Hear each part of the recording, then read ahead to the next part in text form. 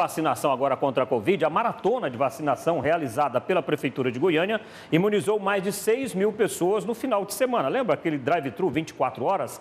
O repórter Maicon Leão foi lá conferir. Vamos ver. 8 horas, 58 minutos. Vacinado? Vacinado. Tá certo? Satisfeito? Vacinada também, né? Também. Então, parabéns para vocês, viu? Sucesso.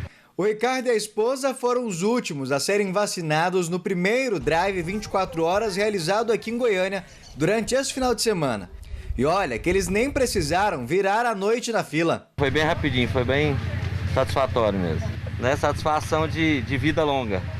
No sábado, muita gente, na expectativa de garantir lugar, foi logo cedo. Esse motorista dormiu ao relento para não ter o risco de ficar sem vacina. Foi difícil, porque eu tive que dormir na grama, né? A maratona de imunização vacinou mais de 6.500 pessoas e ampliou, durante a madrugada, a faixa etária para 41 anos aqui na capital.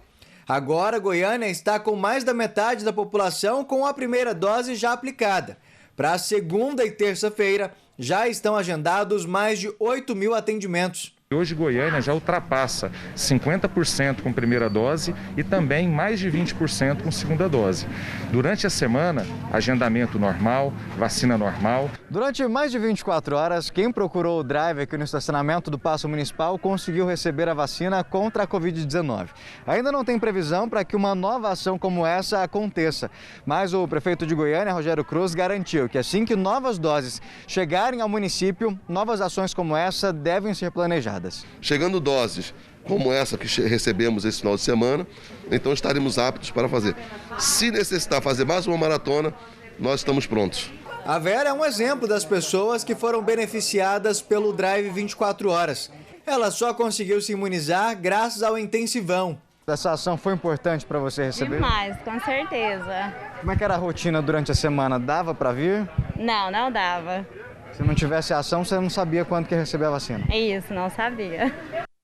Bom, né, infelizmente a meta não foi atendida, né? Porque a expectativa era de vacinar entre 10 mil e 12 mil pessoas, mas infelizmente não foi atingida essa meta. Daqui a pouco o Maicon Leão vai voltar ainda no Jornal do Meio-Dia para falar como é que está a vacinação hoje, porque hoje voltou a vacinação nos postos fixos da capital. E a gente falou na abertura aqui do Jornal do Meio-Dia sobre a doença da urina preta, lembra? Aquela doença transmitida pelo peixe contaminado por uma toxina.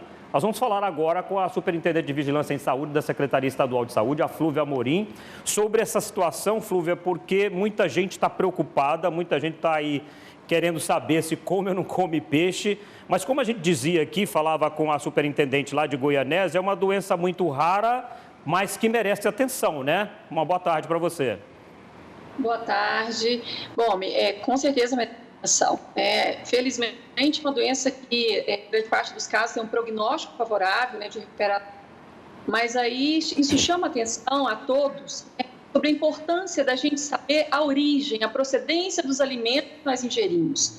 Nós temos aí vários alimentos, né, por exemplo, as carnes, elas precisam de selo de inspeção, de uma origem, né, adequada, uma origem que ela realmente tem a possibilidade, a certificação para fazer a comercialização desse alimento. Então, só chama atenção a todos sobre a importância disso, de sabermos a origem dos produtos alimentícios que nós consumimos e que compramos. Flúvia, uma dúvida, a pessoa pode ser contaminada ingerindo qualquer tipo de peixe que esteja contaminado ou exemplares específicos? Não, fala qualquer tipo de peixe. Mas é importante as pessoas entenderem, primeiro, que não é só pelo fato de ser peixe cru, porque como é uma toxina, na verdade a toxina, mesmo após a cocção, após você levar a altas temperaturas, ela pode permanecer no alimento. Então, mesmo que, caso esse peixe esteja contaminado, né, ele mesmo depois da cocção, ele pode também causar problemas à saúde das pessoas, porque não é uma bactéria, não é um micro-organismo, na verdade é a toxina liberada por esse micro-organismo, é como se fosse algo tóxico para o organismo mesmo, e causa uma toxemia e todas essas complicações que a gente está vendo no caso dessa moça em Goianésia. Eu, particularmente, é o primeiro caso que eu ouço falar em Goiás. É raro mesmo acontecer esse tipo de situação. Goiás é o primeiro caso ou já tiveram casos no passado? Olha, nós buscamos nas nossas bases de dados, é o primeiro caso. Então, dos dados recentes, nós temos outro caso desse tipo de agravo, né, causado em pessoas aqui no estado de Goiás. Mas é algo que a gente sabe que é conhecido, né, mundialmente, é uma doença que sabemos que ela pode acontecer, ela é rara, mas que pode acontecer. Assim como nós temos também, vou dar um exemplo de algo que é mais comum, que é parecido, que é o botulismo. Né? O botulismo também ele causa um problema devido à toxina gerada pela bactéria.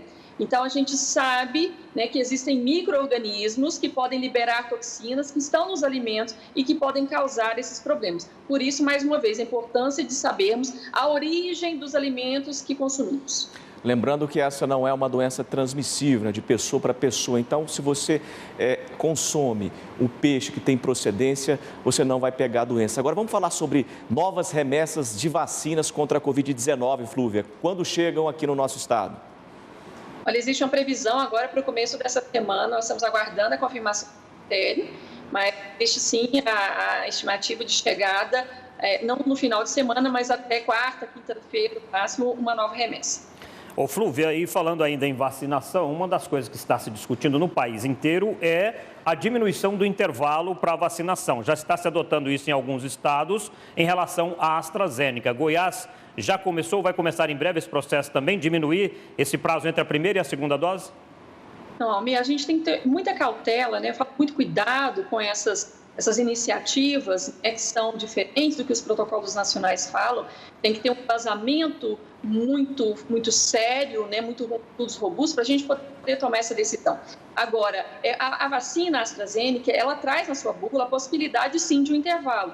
Né? Então, trabalhando dentro desse intervalo e lembrar que a gente precisa vacinar o maior número de pessoas possível que seja com a primeira dose. Os países europeus fizeram isso e isso trouxe bons resultados para eles. Então, avançar, dar a segunda dose é importantíssimo, sem dúvida, mas também avançarmos com a primeira dose é importante. Então, nós precisamos só balizar essa situação para que a gente não traga problemas no futuro. Mas é algo possível de ser feito e nós estamos analisando com a nossa equipe técnica.